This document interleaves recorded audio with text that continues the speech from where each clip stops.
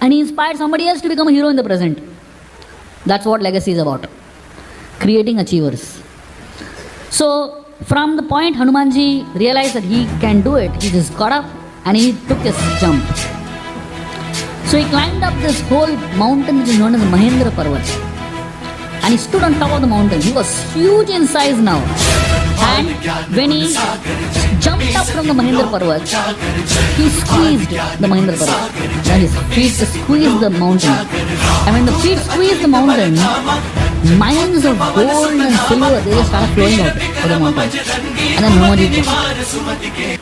As Hanumanji jumped into the air, there were 5 elements involved in Hanumanji's crossing of the ocean. The entire Sundarakand of Ramayana were 5 elements. He himself was the air element, son of Vayu. And as he was flying, he was using the skyways, ether. And he was crossing the ocean, water. And when he, what did he go to Lanka for? To find Sita, who is Bhumi Devi, earth personified. And what did he do in Lanka? Set fire to Lanka, used Agni, So all the 5 elements were involved in the service that Hanumanji carried out. This jump of Hanumanji is a very interesting jump, because in this one jump, there are some very, very important lessons that a sadhaka can learn how to practice spiritual life. Sita represents Bhakti, who is situated in Lanka. All of us are like Hanumanji, trying to take this big leap to find Sita, to find Bhakti Devi in our own lives. And as Hanumanji jumped across the ocean was huge, 800-mile ocean. We may have 800 lifetimes to cross that ocean. So when Hanumanji jumped across the ocean, he came across 4 obstacles in his life, in the path. All of us, in our spiritual practice, as we are taking this big leap to find Mother Sita, we will come across these 4 obstacles. The first obstacle that Hanumanji came across was a golden mountain named Mainak. So as Hanumanji jumped, right from the middle of the ocean, a huge mountain rose up. This is completely gold mountain. And Hanumanji, when he saw this mountain, he was, taken aback. And this Mainak, this personification of the mountain, this God in charge of the mountain, he stood up and he told Hanumanji, "My dear Hanuman, you have a long journey to go. Why don't you take a little rest on me and then you can go continue? There are beautiful lakes in my mountain. There are beautiful fruit-bearing trees in my mountain. It will entertain you fully. Take just a little rest and you can go ahead in life, on your journey." Hanumanji told Mainak, "I'm sorry. Till I reach my destination, I cannot think of resting for one moment." Hanumanji just touched his feet on the mountain and flew away. Mainak represents comforts that come on the path of spirituality. When we decide to venture out on this long journey, there will be many people who will tell you, "Prabhuji, itna intensely nahi karna chahiye bhakti. Don't do so intensely. Take it seriously, but not so seriously, Take breaks in between, I mean, it's okay to go to a movie in between. It's okay, the cricket stadium is close by, Have fun while practicing bhakti, Don't take it so seriously. Where is bhakti going to go? She's going to sit there only in Lanka, She's not going anywhere. So many people can tell you about so many ways to be lax, complacent in your path towards Bhakti Devi. Hanumanji, how did he deal with Mainak? He was respectful towards him. He touched the mountain. He didn't act disrespectfully. He didn't say, "Hey, you're Maya, don't come in my path." He acted very respectfully. He just touched his feet on the mountain and went away. That means he accepted the hospitality of this person, and but it's just he didn't stay focused on the goal. All of us, when we are clear that this is the goal we want to achieve, there's nothing that should come in between. Many times respect, many times comforts, many times so many facilities come in between our path. Once you start chanting, all your relatives, they start becoming, friends, and they start becoming very appreciative at a certain point, after a certain point. And they start respecting you. They'll say that you're a guru and this and that. A lot of these things happen. But none of these things should impede our progress and our focus on the goal. As Hanumanji jumped further, he flew further, a second obstacle came on his path. This was a demoness whose name was Surasa. Right from the middle of the ocean, this huge demoness came up and she opened her mouth wide. When Hanumanji saw Surasa with her mouth wide open, he didn't know what to do now. Surasa told Hanumanji that I have benediction of Lord Brahma. Lord Brahma has told me that anyone who passes over this ocean can become your food, can enter your mouth, has to enter your mouth. Hanumanji said, I don't care for all these benedictions, I am going. Surasa said, you can't go. And she opened her mouth bigger than the size of Hanumanji. Hanumanji became bigger than her mouth size. So Surasa, she opened her mouth 10 yojanas wide. Hanumanji became 20 yojanas. Surasa opened her mouth 30 yojanas. Hanumanji became 40. Surasa became 50. Hanumanji became 70. And then Surasa became 100. Hanumanji, he reduced himself to the size of a fly, entered her mouth and came out. And told Surasa, your benediction is taken care of. I went into your mouth and came out. Now you allow me to go. Yeah. Surasa was very impressed with Hanumanji's intelligence. And Surasa told, actually blessed Hanumanji, that may you be victorious. Surasa represents the competitive mentality that comes in when you start practicing spiritual life. Many people practice spiritual life not so much because they have a desire to practice, but they want to show others they are better than others. Many times we end up practicing spiritual life just with the desire to show that I am better than you. Competition has no end. Surasa was becoming 20 yojanas, Hanumanji was becoming 30, Surasa was becoming 40, Hanumanji was becoming 50. There's no going on and on and on. They could have gone on forever. But Hanumanji realized, my goal is not to prove that I'm better than you. My goal is to please Krishna, please my Supreme Lord. My goal is to find, complete my project, reach my destination. Many times in this whole pursuit of competition, trying to prove I'm better, you lose focus on your goal. There are so many people who come into ISKCON with very good intentions, very clear intentions, Krishna Prem. And then somewhere in between, some skill comes in, somewhere in between some talent comes in, and then you get into this whole mindset of proving that I'm better than you, and I'm more superior devotee just because I can do all this. I'm a better book distributor just because I can distribute so many books. I'm a better singer because I can sing so many tunes. So on and on and on. Where is this whole competitive mentality coming from? How did Hanumanji deal with competition? Hanumanji did not go to prove that I'm better than you. Hanumanji decided, you be best. I'll be small, but let me go ahead. Spiritual life, we don't need to really prove to anyone that I'm better than you. But the only thing we need to do is just keep going ahead towards our destination, towards Bhakti Devi, towards our goal. After Surasa, suddenly, as Hanumanji was flying high, Hanumanji got stuck at a certain point. He was just not going ahead, not moving able to go behind, he was just not moving at all. Just imagine an airplane just stuck on the sky. It's a very scary thing, right? So Hanumanji he didn't know what's happening. Then he looked below and he saw that there was a lady whose name was Simhika. This lady, she was a very, very powerful demoness and she was a mystic. She had the ability to hold the shadow of a person and pull him down. So Hanumanji's shadow was on the ocean floor and Simhika was holding Hanumanji's shadow and pulling him down slowly. And she pulled him down all the way and put him into her mouth.